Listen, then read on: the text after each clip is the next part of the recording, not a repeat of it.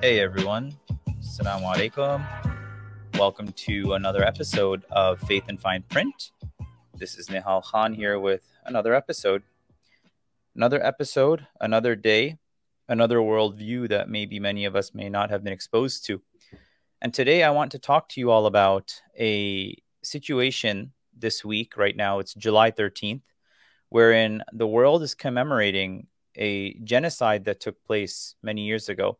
I remember growing up and having friends from Bosnia who also had told me about their family and friends who had died in this massacre. But for those of you that don't know, the Srebrenica massacre was an event that took place in July of 1995.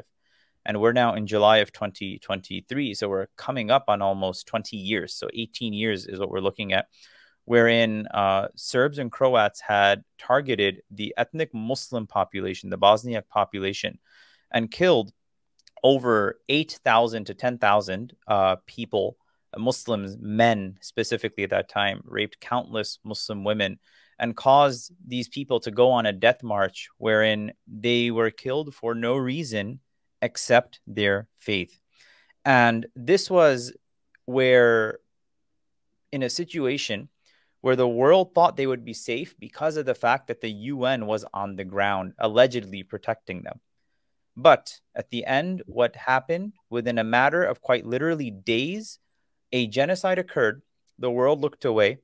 And while historically we say never again, it ended up being nothing more than a euphemism for not doing anything. That's what it ended up being. So moving beyond platitudes, moving beyond not knowing our history, but also moving beyond the ethnocentricism, the ethnocentric nature of our communities, we started these discussions about different places. And today I wanted to introduce to you all one of my teachers, one of my friends, Dr. Ermin Sinanović. I had the pleasure of taking a class with him. I believe it was 2018 or 2019 at Hartford Seminary. Earlier than that, I think. Yeah, something like that. I think before 2020, it's all a blur. Yeah, exactly. But Dr. Ermin, Jazakallah khair, thank you so much for coming on Faith and Fine Print. We'd love to hear about you. I know, you're a political scientist. You're somebody that's an Islamic scholar. You're somebody that has had a chance to really see the world for what it is. And now you reside in the United States. But I wanted the guests, or, I wanted the listeners to know about yourself. Yeah, so Assalamu alaikum to you and to your listeners and viewers of your wonderful program. So, yeah, grew up in former Yugoslavia. For those too young to remember that, there was a country called Yugoslavia that dismembered in the early 1990s. It existed throughout most of the 20th century. After the World War II, it became a really sort of an important country within what was called the non-aligned bloc that wasn't aligned either with the United States or the Soviet Union. And it was composed of several, we call them republics. It would be like the states in the United States. It was a federal constitution, just like the United States. And then by the late 1980s, things were getting so bad in Yugoslavia that some of these republics started contemplating breaking up. I grew up within the environment that was a socialist Yugoslavia, which meant that, the state was seen as the most important thing. We were taught when we were small to venerate Tito, who was the president of Yugoslavia and the communist leader. He died when I was about 8 years old, and people were mourning it so deeply, and it was quite a spectacle. And then the 1980s, after his death, a lot of different forces emerged or that were dormant during his rule started pushing and pulling away in Yugoslavia, eventually leading to the breakup of the country, including Bosnia and Herzegovina, which was my republic or my state within Yugoslavia, proclaimed its independence And the Serbs, who were about 1/3 of the population, did not want Bosnia to be independent because for them it meant separating from Serbia. And they wanted to live, they had this ideology of the greater Serbia, which means they wanted all Serbs to live in one country, in one state.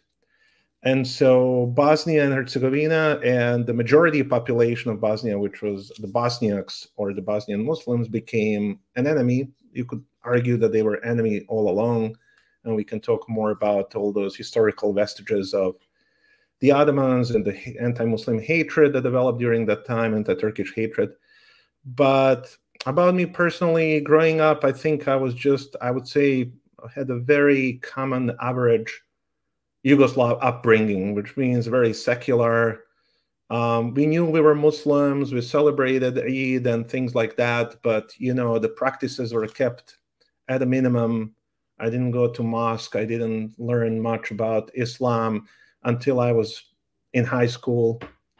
And so within that environment, all of this was happening. And so, yeah, the breakup of Yugoslavia was very traumatic. I think it was most traumatic for Bosnia, and in Bosnia, it was most traumatic for Bosnian Muslims or Bosniaks. And during that time period, when the country was splitting up, I assume at that time your, you know, your own upbringing, how was that affected? You know, while you were, you know, while all these major changes were happening in the country. In a way, it was awakening of some of the historical legacy of Islamic legacy in Bosnia. This was also the time, I think, from the 1970s on, just like with the rest of majority Muslim countries, in Bosnia, there was also some sort of Islamic revival, even under communism. Many new mosques were built, and there was a little bit more freedom in the 70s and the 80s to express your religiosity, as opposed to the 50s and the 60s, when the communist regime was really consolidating itself and not allowing for too much of that expression. So when we're talking about religion under communist Yugoslavia, it really is important to understand that it wasn't uniform across those 4 or 5 decades after World War II, but that it had its own ups and downs, and there were times when there was more freedom, and there were times when there was less freedom. So within that environment, I personally also started discovering, so to say, you know, more about my own religion, my own history, my own past, my family's past. My parents got involved in, you know, religious community more, and that also had a spillover effect. You know, at that time also I was a teenager, so also pulled too many different sides, as you can imagine. But there was always somewhere deep this understanding that I'm a Muslim, and that at some point I knew deep inside, even when I was 16 or 17 or 18, I knew deep inside that I really wanted at some point to really become serious about it. So yeah, that's a short answer to a very large question. I know in between, you ended up going to Malaysia to study and whatnot. What prompted that decision? How was that experience overall? Yeah. So I actually started my studies in Croatia, which still was Yugoslavia at the time when I started. But then Yugoslavia broke up. Your Islamic studies you started in Croatia? No. It's completely different. I was in electrical engineering. I was, you know, maths. I was kind of STEM student in high school. Let's put it that way, you know. Yeah. But then by the time I was in Croatia, you know, the aggression against Bosnia started. And I started sort of thinking more about these questions related to society, politics, religion, and all of that. That also coincided with my own personal kind of greater commitment to religion and religious practice. And eventually I realized that I didn't want to stay in Croatia for a number of reasons, including also the reason that I needed to pay tuition. You know, university education in Yugoslavia was free. Now all of a sudden I'm a foreigner in Croatia after Croatia proclaimed independence, and I now have to pay fees as a foreign student, and I had no money. And you know, there was war in Bosnia. I was cut off from my family and parents and all of that. And there just came an opportunity. There were at the time many Muslim humanitarian organizations in Croatia, in Zagreb in particular, the capital city, because there were many Bosnian refugees in Croatia at the time, and they were providing relief work and humanitarian assistance. And then some of them provided an opportunity for Bosnian students to actually go and study in other countries. So I heard about this opportunity to go and study in Malaysia. And, you know, my parents actually visited Malaysia before the war as tourists. And I remember them talking how wonderful the country is. It was a Muslim country and this and that. And I thought, well, let me apply and see if I could, you know, get an opportunity. And so I got admitted with a group of friends who also applied, and we were fortunate enough to receive a scholarship from some Muslim organization. And then we went to Malaysia, and there I enrolled at the International Islamic University in Kuala Lumpur, and I wanted to study Arabic and I wanted to study Islam, and that's what I did. And I'm sure that was what, like over a 4-year period, I assume? So yeah, took about a little bit over a year to study Arabic. Very intensive, you know, it was like 20 hours a week for more than a year.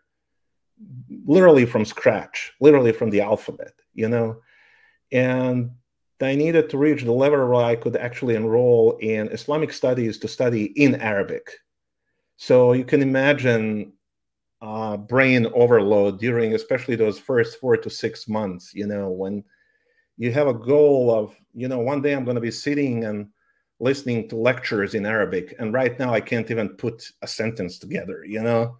But alhamdulillah, it all went quickly, and then eventually I enrolled into the faculty of Islamic studies, what they called Kuliya of Kuliyat Ulum al-Wahy, the faculty of revealed knowledge and human sciences. And so I majored in the Quran and Sunnah, and I minored in political science. And then I studied for another year and a half, and I took another degree in political science. And then I did my master's also in Malaysia at the International Institute of Islamic Thought and Civilization, ISTAC, which at that time was directed by Professor Naqib Al-Attas, who's still alive. Alhamdulillah, just published another book. Just came out in Malaysia, after which I then applied for a PhD in the United States and ended up at Syracuse doing PhD in political science. I wanted to jump to another element. You know, I assume that while you were studying, this was probably in the you know, in the early 90s, you know, and whatnot. Is that a fair time range? Mid 90s, mid to late 90s, actually. Yeah. So at this time period, obviously 91 is where the breakup of Yugoslavia began, right? And slowly yet surely by 95 and 96, the different, like people don't know this, right? That they hear Srebrenica, but they don't know about what happened in Mostar. They don't know about the bombing of Sarajevo. They don't know about, you know, there was something, I recently was in Sarajevo, and one of the tour guides, he was driving us down. He said that a reporter was in Sarajevo asking us, where is Sniper Alley? And I guess there was some specific alley that, like, if you went into, you would get sniped. He goes, I don't know what Sniper Alley is. Every alley was Sniper Alley at that time. Yeah. You know, but I like when all of these different, you know, mass killing campaigns against people just because the fact they were Muslim were unfolding, where were you? What was going on at that time? I'm so glad you're bringing that up, because it is very easy to, by focusing on Srebrenica and genocide that took place there, to forget that Srebrenica was just a culmination of a more than a 3-year-long process in which especially the forces of the Bosnian Serbs and from Serbia proper, but also from Croatia and among the Bosnian Croats, were trying to systematically eliminate the presence of the Bosniaks, who are, you know, vast majority of whom are Muslims, sometimes called Bosnian Muslims, from Bosnia, in order to complete and fulfill their ideological and nationalistic projects, which meant, in the case of Serbia, creation of a greater Serbia, which would incorporate most of Bosnian territories, and not only most of Bosnian territories, but most of Bosnian territories from which the Muslims would be expelled, either by killing, torturing, rape, expulsion, all of the above. The idea was, especially in the beginning, the first few months of the war, when the Serbian military, with all its might, and I think it's important to remember that Serbia and the Bosnian Serbs inherited most of the weapons of the former Yugoslavia. So they pretty much had the whole military at their disposal, going against the Bosnian Muslims, who were either unarmed or had very simple, basic arms wherever they could get from maybe local police office or something like that, but definitely did not have heavy weaponry, you know. So all the tanks and artillery and airplanes, helicopters were in the hands of the Serbs. And so they used all that military might to attack the Muslim community of Bosnia, the Bosniak community, and started in the eastern Bosnia, which is closer to Serbia, but also simultaneously in other parts of Bosnia, attacks on many different communities where people would be rounded up. So there was first a campaign of killing to frighten the people. So when the people start seeing people getting killed and being deported or being rounded up, people would start packing up and leaving. And so the idea was, well, we can't really kill all of them. There's just too many people. But we can kill enough of them to frighten others into leaving. And not only that, the Serbs decided they wanted to commit as horrible crimes as you could imagine, so that in the minds of the people who eventually survived, the thought of going back to live in the place where their families were killed in the most horrible fashion would not occur to them any longer. So to create such psychological barrier in their mind that they wouldn't want to go back. And so that is what became known as the campaign of ethnic cleansing. You know, in the areas of Bosnia that is now called Republika Srpska, the Serb Republic within Bosnia, which is 49% or thereabouts of Bosnian territory, there's only a few percentage of Muslims left. So in half of Bosnia, you have very few Muslims. Before the war, the Muslims are probably more numerous in those areas than Serbs. And so there was a campaign of complete ethnic cleansing and genocide that also included destruction of anything that was related to Muslim culture. So all the mosques were destroyed, even the cemeteries, and anything that indicated there was Muslim presence once there. Basically, it was a scorched earth policy. Let's destroy any remembrance of Muslims in these areas and then claim those areas for Serbs and Serbia. And unfortunately, I have to say that they've largely succeeded in that. You've been to Bosnia recently. You probably didn't go as much to the areas of Republika Srpska, except to go to Srebrenica, which is in Republika Srpska. And you can see, while going to Srebrenica, you can see many murals and photos of war criminals, because they know that people are going to Srebrenica all the time, and they want to remind them, you're not welcome here. You should not even contemplate going back. We're going to do this again. Yeah. You know, one thing that when we were going to Srebrenica, we entered, and my wife, her phone, it has like T-Mobile, so they have like the roaming charges, and then out of nowhere it says welcome to Serbia, and I'm like, you know, well, how am I in Serbia? And then we were told that no, the area that you're actually in has been claimed by Serbia. And during that time period, you know, when we came to Srebrenica, we, you know, first went to where the UN was holding everybody, you know, and they have the museum of the different things that people lost during the death walk and whatnot. And then I actually, afterwards, we went for lunch at the house of somebody who is actually like a Muslim family, that lives just like around the corner from the cemetery. And they had basically hosted us. We had a splendid meal. They had a young son, wonderful guy.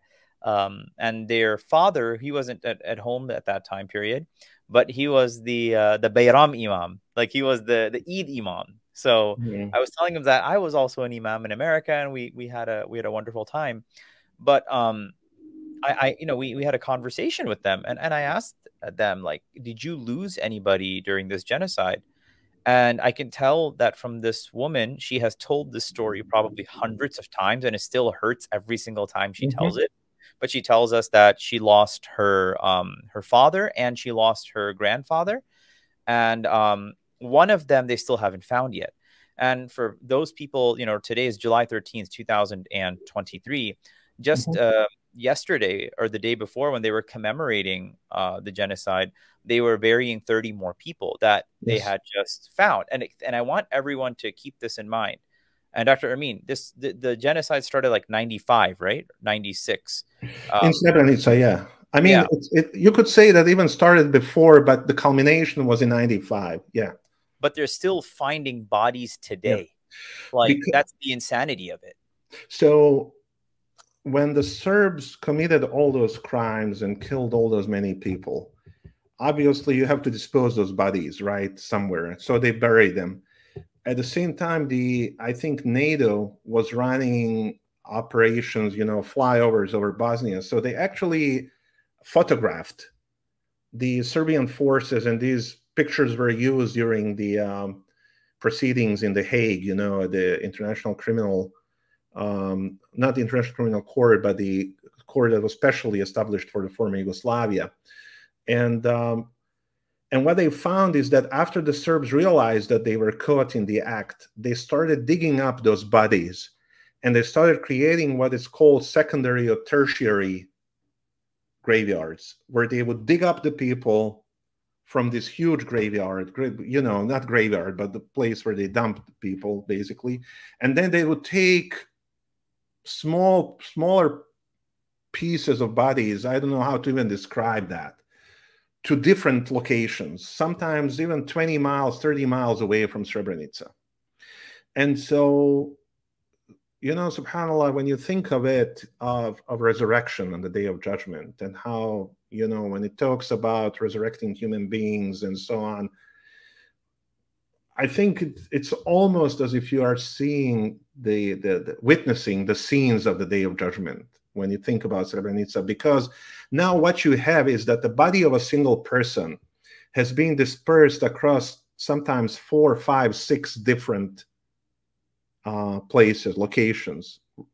So, the big machinery would come in, they would dig up the bodies, and when they dig up, maybe they take a piece of one body in that pile. Another one comes and dig up and takes another piece of the same body and takes it 20 miles east. Another one, maybe not east, but 20 miles away in one direction, or 10 miles in another direction.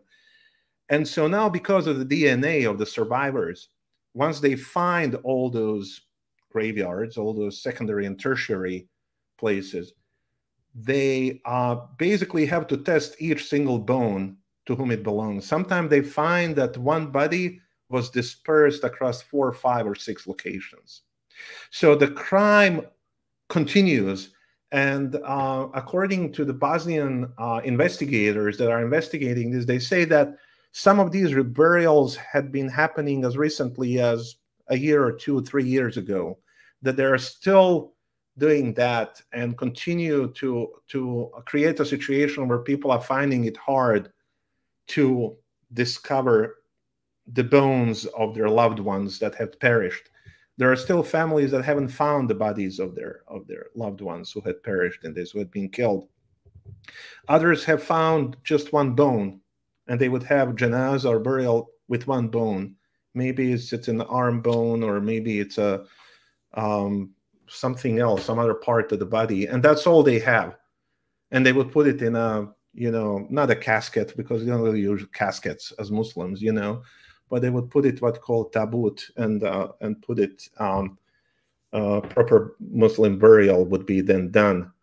So the crime is not confined only to 95 or 96 or the years before, but it continues, and it has its own supporters, and it has people who until today, what is also interesting, that there are very, very few among the Serbs who are willing to come forward and speak up, because there's a lot of people who know where those bodies were buried, but they are not speaking up. And this is the case not only for the Bosnian Serbs, but also among the Bosnian Croats. There are also war crimes that have been committed by Bosnian Croats against the Muslims, and there are instances where we still don't know where some of those missings had been buried. Somebody knows, but nobody's telling. So basically, Srebrenica was not the start. Srebrenica was more towards the end at the end. And that before the end of the war, it was the culmination of a 3.5-year-long campaign to systematically eliminate, kill, destroy Bosnian Muslims, Bosniaks, both physically in terms of their own lives and bodies, but also any artifacts that are related to them are to be eliminated. So in the areas that were controlled by the Serbs during the war, that were occupied and captured by the Serbs, all mosques, except one, I think, had been destroyed. Even a place like Banja Luka, which is the second largest city in Bosnia, it used to be a Muslim majority city, and then due to some demographic changes, the Serbs became sort of plurality in that city. And then at the beginning of the war, they captured that city as the seat of their own, republic, whatever you're going to call it, quasi-republic in Bosnia. And there was no war operation in Banja Luka. Throughout the war, there was no war operation. What happened was that Muslims and Croats in Banja Luka were mostly expelled, and then all Banja Luka's mosques were destroyed. So this clearly shows that this isn't just, an auxiliary result or a collateral damage that happened during war operations. And you say, oh, there was war here and the mosque was destroyed. No, there was a lot of places where there was absolutely no fighting, but they would just come in, expel all the Muslims, and then destroy all mosques and everything that's related to Muslims and Islam to eliminate any mention that Muslims ever lived there. And there's one area that I wanted to shift over to Mostar. And I wanted to talk about Mostar for a couple of reasons. Number one, the bridge being blown up, connecting, where the Muslims were with where, the current Serbian population may live or non-Muslims live. Yeah. The Croat. Yeah, the Croat section as well. I remember, and this still kind of connects back to Srebrenica. The UN was on the ground. The UN had, in Srebrenica, had supplies. The UN was supposed to protect, like these Dutch soldiers were supposed to protect these Muslims. And not only that, specifically in Mostar, the day that they had blown up the bridge, that was such an old historic Ottoman era bridge that symbolized the beauty of the city. Where was the moral high ground of the supposed West when this was happening? Because we had, if I was correct, the Berlin Wall just a few days prior, that same week, had fallen, right? So supposedly fascism was gone and democracy thrived, right? Or coexistence thrived. But the world and the benchmarkers of those people that lay claim to that higher morality, what happened to that? Yeah. So, the Maastricht Treaty that was signed 1992, which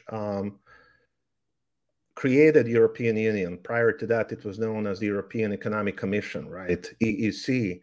The EU came into existence 1992. So some people wrote at that time, while people in the Maastricht danced, Sarajevo burned, So it was kind of like the new Europe is same as the old Europe. There are certain people that have no place in that kind of Europe, And so 1989 was the fall of Berlin Wall, just a few years before the beginning of the aggression against Bosnia and Herzegovina, 5 years before the famous bridge in Mostar was destroyed. I was born in Mostar. I grew up in a small town, Jablanica, about 30 miles north of Mostar. But I spent a lot of time as a young person, we would often go to Mostar for shopping, and I even went there to the music school to learn how to play piano. And, you know, like there was a lot of memories that connect me to Mostar. Mostar was the beginning of the war in 1992, was first attacked by the Serbs, who heavily shelled the city, and quite big sections of the city were badly damaged. And then a year later, a war broke out between the Bosniaks, the Muslims, and the Croats. I think the Croats felt that because the Bosniaks were so badly battered in 1992, that this was also an opportunity for them to use that situation to basically extend the claim of Croatia over some territories of Bosnia, at least those territories where the Bosnian Croats or Catholics lived. And so in 1993, a war broke out in Bosnia between the Croats and the Bosniaks. And Mostar was really the epicenter of that, even though in central Bosnia as well, there was a lot of those war operations. But Mostar was really the symbol, because there was about the same number of Bosniaks and Croats in Mostar. And so Mostar became a divided city. One part was then became mostly or almost exclusively Muslim. The other side became almost exclusively Croat. And the famous bridge was destroyed by the Croats as if to say, number one, we have no place for the Ottoman Muslim heritage here. And number two, we don't want any bridges between us. We want to be separated. And it actually reminds me, I think it was Ratko, where he basically was like, "Oh, today we've taken the city back from the Turks and given it." That was in Srebrenica. So Ratko Mladic, yeah. General Ratko Mladic, the convicted war criminal who is now in The Hague for life, you know, convicted of genocide, and he was the main military person of the Serbs throughout the war. And the culmination of that against was their entry into Srebrenica, when he said on camera, and you can go on YouTube and find it easily, where he says, the time has come to take revenge against the Turks. Now, mind you, Bosniaks are not Turks, but in their imagination, we are the continuation of the Turks because we are Muslims. Yeah, and it's a racist undertone, because even like you know, one thing that this just came to mind, but Thomas Jefferson, right, when it's not like in that era in the 1700s they were like, yeah, we love the Ottomans, we love Muslims. They're like, no, America should be so open that even a Turk should be able to come here. And they're referencing Muslims, but yeah, there was like a racist undertone to that people don't realize. Absolutely. And what is interesting, you know, is especially after 9/11, we have this discourse on the Muslims need to get integrated. The Muslims don't want to be integrated in Europe or in America. Whereas you have the situation in Bosnia where you have the Christians, both the Catholics and the Orthodox, who do not want to be integrated with the Muslims. In other words, they want to ethnically cleanse certain parts of territories and say these are exclusively Serb and exclusively Croat territories, and Muslims have no place here. Whereas the Muslims are the one who are seeking integration and trying to. So that's one side of the story. The other side of the story of that integration is that just before the war broke out in Bosnia, the Bosniaks were probably among the most secular Muslim populations in the world. You know, only I think the Central Asian Muslims and Albanians in Albania were probably more secular than Bosnians, you know, because they had longer legacy of communism. You know, communism came into the Soviet Union, to Russia in 1917, and Yugoslavia didn't become communist really until 1945. So there was at least one generation extra in Central Asia that was exposed to this very militant, aggressive secularization by the communist forces. And so most of the Bosniak Muslims, when I was growing up, did not go to mosque, did not take religious lessons, did not even know how to pray, did not, were drinking alcohol, some were even eating pork, you know, and that wasn't enough. And so for me as a Bosnian Muslim, whenever people talked about integration after 9/11 and Muslims in the West and this and that, as a Bosnian Muslim, I may have a different perspective than many other Muslims, because to me is like, if Bosnians were not good enough, for Europe, for the West, with a high degree of secularization and really very basic, flimsy attachment to Islam, then that leads me to a conclusion that the only Muslims that would be acceptable are people who are no longer Muslims. Yeah, the only good Muslim is a former Muslim. Well, there was one, I forgot which Republican politician it was. He's like, the only good Muslim is a dead Muslim. Yeah, well, that too. I mean, we know that as well. So with that in mind, to go back to your question, where was Europe? Where was the Western values? There were some people in Europe, in America, who actually were very principled when it came to Bosnia. For instance, you have an example of a person in the UK who actually burned himself in front of the British Parliament in protest of his government's policy on Bosnia. You had some officials within the State Department in the United States who resigned because they felt that the United States was not doing enough to help Bosnia and to go against the crimes that were committed especially by the Serbs. So yeah, there were some people like that. Unfortunately, I think they were in minority. They were exceptions. We know from many of the books and memoirs that have been published by the politicians, foreign ministers, presidents, prime ministers of the time, that there was a strong feeling in Europe that, as actually this was in the book called The Clinton Papers, that was published based on, now the name of the author is escaping me, but he basically followed President Clinton for years and basically wrote down everything he said and so on.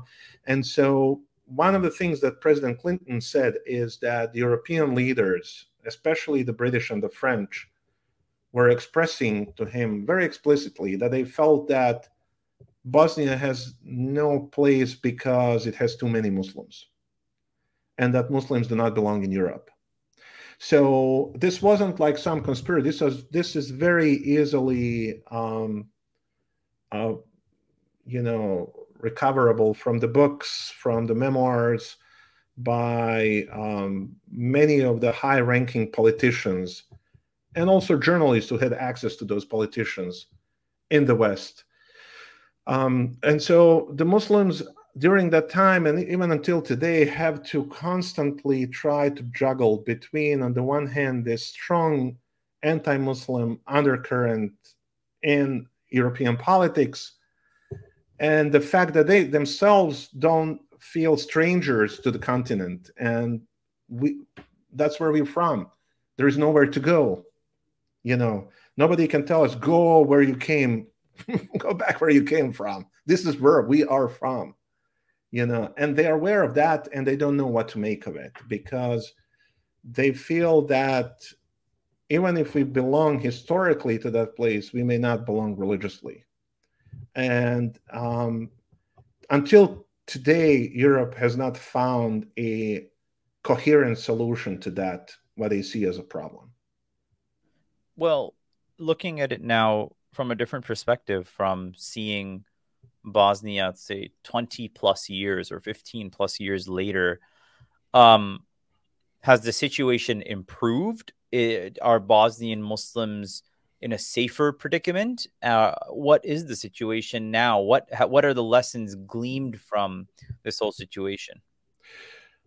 Yes and no. So yes, because at least in half of Bosnia, the Bosnian Muslims are an important political factor. And unlike previously in Yugoslavia, when they were really not, and people could just push them around, for the first time in a long time, the Bosniaks have some say in how their affairs are being run. And this has allowed for them to rebuild much of the infrastructure that was destroyed before the war, build new one. For instance, before the war, there was only one Islamic high school that was functioning, and that was the Madrasa in Sarajevo. Now we have several of those around Bosnia. We have religious classes in schools. We have freedom of worship. We have freedom to have our own TV channels, radio channels, and propagate and talk about Islam in the way that didn't exist before. We have our own political agency. We do have a strong say in how the government is run. And if nothing else, we do have veto power to stop certain things from being implemented. So that's a good kind of side of the story, that, yeah, there's been a lot of recovery, that the community has shown great resilience, that not only in Bosnia, but in the diaspora, the war created many refugees, and they went really all around the world, including here in the United States. So in the United States today, you have about 55 to 60 Bosnian mosques. I mean, you remember when you were in Hartford, Connecticut, when you studied there was a Bosnian mosque, a huge one. There are many mosques like that throughout the United States. I had Chavapi with you. Yeah, that's exactly. We had Chavapi together in Hartford. Yeah. But I'm glad that you actually went to Bosnia and got the original taste. What's funny is that generally between me and my wife, I'm the eater. Yeah. And I had Javapi a few times, like throughout the week, and I was like, I think I've had my fill. But mashallah, my wife's like anytime we get a chance to have Javapi, she's like, we have to have Javapi. That's good. Javapi are the small Bosnian kebabs, and they are not spicy. They're unlike, Pakistani kebabs or even some Arab or even Turkish kebabs. But they're very simple, but very, very tasty. And a lot of people like them. So what you have is a situation where all the mosques in Bosnia had been restored and rebuilt, almost all of them. New Islamic schools have sprung up. But then you have probably more than 100 mosques around the world that had been built by Bosnians who became refugees in Germany, in Austria, in Switzerland, in Canada, in the United States, in Australia. In many such places, you have Bosnian mosques. So it is as if they were trying to eliminate any mention of Islam in that part of the world. And not only did it survive, but it now spread. And when you take into consideration that Bosnian Muslim community is a very small community, I mean, we're talking about a few million people. So that's the positive side. The negative side of the story is that I don't think much has changed in the politics of Serbia, but also probably even among many Croats when it comes to Bosnia and when it comes to Bosniak population. In other words, if they could have their way, they would still don't want us to be there. And that hasn't changed. And if anything, it's become even worse because we now have young people in Bosnia. When I was growing up, Bosnia was much more integrated in the sense that Bosniaks, Serbs, Croats literally lived together. I mean, I lived in a building that had 9 apartments, and I think 4 were Muslims, 3 were Serbs, and 2 were Croats. So they were literally living together. Now that's not the case. The war has created a complete separation, almost complete separation between the 3 communities. And so now the young generations are growing up in a situation where they don't know. If you're living in the Croat area, you only know Croats. If you live in the Bosniak area, you only know Bosniaks. And the other is the distant other. And so I would say that in that sense, the situation actually in some ways is even worse than it used to be. And on the high level of politics, in Serbia, in Belgrade, in Croatia, in Zagreb, there are a lot of machinations taking place every day to minimize the political agency of Bosniaks and to claim as much of Bosnian territory for Serbs and Croats as possible. Yeah, and the other area that I wanted to pivot towards was the Dayton Accords, where it was the U.S. and basically signaling and saying, what some people said, they were rewarding the Serbs with most of the country after quite literally engaging in a genocide. Is that a fair assessment of the Dayton Accords? To some extent, you know, the Americans look at it pragmatically, which is we want the war to end. They were not concerned with justice. They were not concerned with, you know, if they were rewarding the genocide perpetrators. They just wanted a peace that is acceptable to everybody. And then they could claim that peace as their diplomatic victory, which they still do to this day. The Americans would say this is one of the great stories of American foreign policy. We brought the Bosnian War to an end, and there was a peace agreement. They don't really care too much about the content of those agreements, as long as they would say, look, the different sides signed it, they accepted it, they were not forced, hence, you know, it was not optimal, but it is what it is. There were some indicators that, for instance, Richard Holbrooke, who was the main US diplomat who brokered the peace, he was at the time, Clinton's main man when it came to these peace negotiations and Dayton Peace Accords, that he felt that Dayton Peace Agreement was to be temporary, basically to stop the war and create some basis for reintegration in Bosnia. But that never happened. And so until today, the Dayton Peace Agreement also contains the constitution of Bosnia and Herzegovina, which hasn't changed. With small, very small amendments, it hasn't changed since then. And so, and for those that don't know about the Accords, what were the misgivings, I guess, associated with it, where in the Bosniak Muslims basically got the short end of the stick? It was basically that by accepting the sort of say status quo at the time, they're basically accepting the results of genocide and ethnic cleansing, which is really what happened in the end. Bosnia was divided into two entities. They call them entities, not republics, not states, but entities. One of them is called Republika Srpska, or the Serb Republic within Bosnia. And so it immediately got that prefix that is the Serb part of Bosnia. And that's 49% of the territory, basically half of Bosnia. And today you have, I think, 90 to 92% Serbs there, with maybe 5-6% Bosniaks and maybe 1 or 2% Croats. Before the war, I think the number was about even between Serbs and Bosniaks. Maybe even there were more Bosniaks than Serbs in those areas. And so that entity became a unitary entity, which means that the Serbs had full power over it. And so basically they got what they wanted. And so for many Bosniaks, that meant that genocide perpetrators were rewarded for what they did.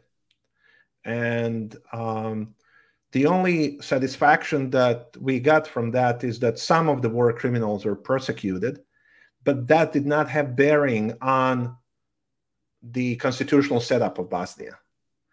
And so you have that situation where, yeah, some of the Bosnian Serbs were found to be guilty of war crimes, genocide, ethnic cleansing, rapes, but the political result of their deeds still survives in Bosnia, and there is no indication that anybody has any political will to change that. So that was the misgiving from the beginning. The idea was that maybe country is going to get more reintegrated post-Dayton. And even Holbrooke later on, before he died, he said that one of his greatest regrets later in life was that that Dayton basically remained in place the way it was. I think there was just no political will in the United States or in the West to come and create Dayton 2 that is going to undo some of these divisions that were created by the war, recognition of basically genocide as legitimate tool of warfare, you know, because they got their political reward. And it means that genocide pays. It means that ethnic cleansing pays. It means that war crimes pay. Yeah, some individuals are going to be held accountable, but the institutions that stood behind those individuals were never held accountable. And they still exist. They still exist in Bosnia. They still exist in Serbia. And to some extent, maybe even in some parts of Bosnia that were under the Croat control. One of the craziest things I remember was there was when we were in Srebrenica, where you're in this territory now that is supposedly Serb territory. You don't see Bosnian flags, you see Serbian flags. Mm-hmm. And I remember one of the guides that were with us, he said that it's not uncommon to see the same Serb that may have killed your father or killed your brother living a few houses down, and there's absolutely nothing you can do to take that person to justice because of what those accords basically guaranteed. And it's interesting, there's a sense of like defeatism that I kind of felt from the folks that live there, but at the same time there is a thankfulness for the peace that it brought about, where people could live whatever aspect of life that was left living.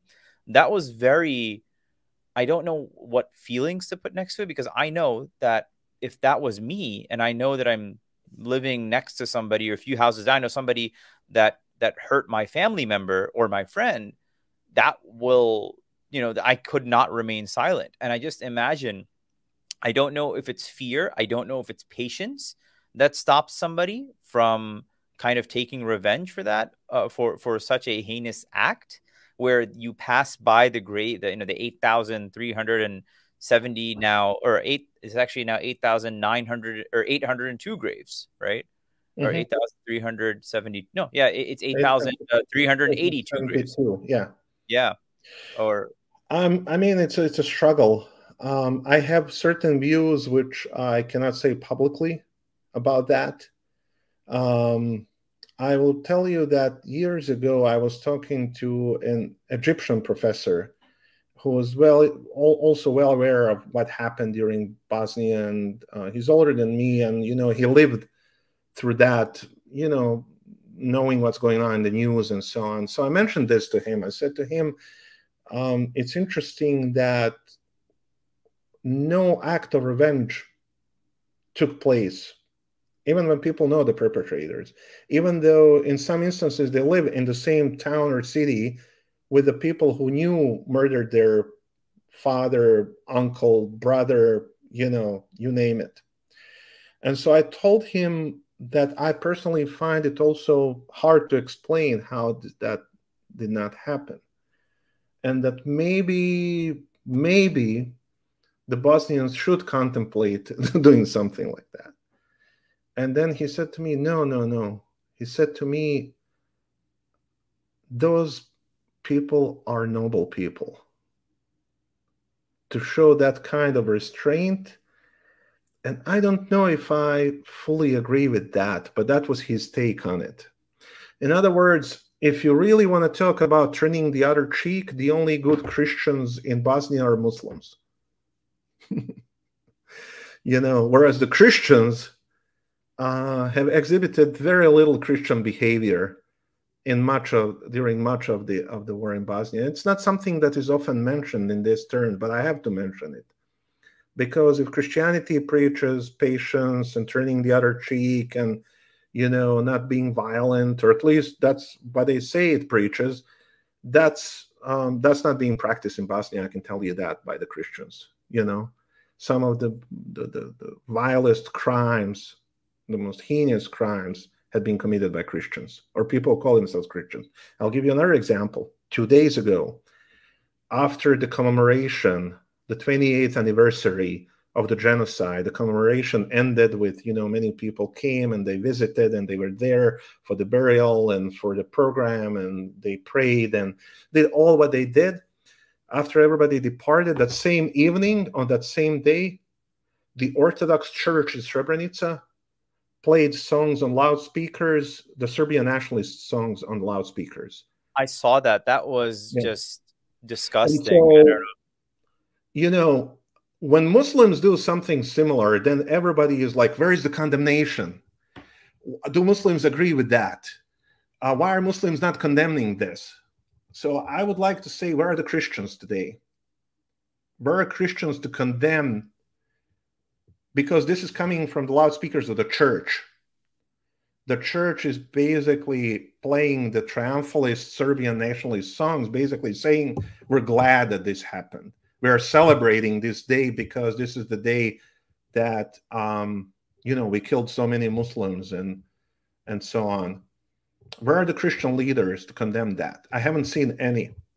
Where are the people to ask what schools they went to, where they were indoctrinated, who indoctrinated them, what are they learning in their churches to believe in that? Nobody even questions that. And yet we Muslims, as you know all too well, here in the United States, you grew up here, you lived here, and you know how after 9/11, every time there was something that was attributed to a Muslim, there would be like, which mosque did he go to? What preachers did he listen to? What YouTube lectures he listened to? So why nobody's asking the same kind of questions and applying the same standard to the Bosnian Serbs? And so this is the kind of reality that I think people in Bosnia live on a daily basis, and it's something that you witnessed during your recent visit to Bosnia. But imagine if you had to live that 24/7 with everything that happened in the past. So that's the negative side of the picture. When you ask me, how is it after 25, almost 30 years after the war ended in Bosnia? How is it? There are some positive sides. There's a lot of rebuilding and so on, but there's also the negative side. Another negative side is that a lot of young people, because of everything that happened and everything that's going on, and on top of that, there's a lot of political corruption and so on. A lot of young people basically don't see their future in Bosnia any longer. They want to leave. They want to, and it's not different from many other countries that you find in Eastern Europe, in North Africa, in the Middle East, where people are just fed up with everything that's going on and they want to leave. But so it seems that what started 30 years ago as the genocidal war, which started the movement of people outside of Bosnia, especially the Bosniaks and the Muslims, is continued today because of political mismanagement, corruption, the continued legacy of nationalism and militancy and all of that. And a lot of people are saying, I just don't want my kids to grow up here any longer, And so that's the negative side of that story, where we are almost 30 years later. Are you familiar with anything regarding, for example, I know Turkey, this is at least what one of the guides had mentioned, is investing in Serbia, in Belgrade and whatnot, but not seeking to necessarily invest in Bosnia. I just think that you have stronger countries that are, Muslim majority countries in the region who maybe to some extent could help out, right? Whether that's for investment or seeking to invest even in like cultural heritage projects for Muslims and whatnot. And I don't think anybody would be opposed to it per se. Has there been any discussion on that regard, whether at a political or at a social level that you're aware of? So there's been some investment in cultural legacy. So the Turkish government has invested quite a bit in rebuilding a lot of the Ottoman legacy in Bosnia. So a lot of the Ottoman, bridges or Ottoman time mosques that have been destroyed or devastated or in some way damaged have been rebuilt. But in terms of economic investment, I think there hasn't been as much. I mean, Turkey invests economically much more in Serbia than it does in Bosnia. United Arab Emirates are investing huge amounts of money in Serbia and almost little to nothing.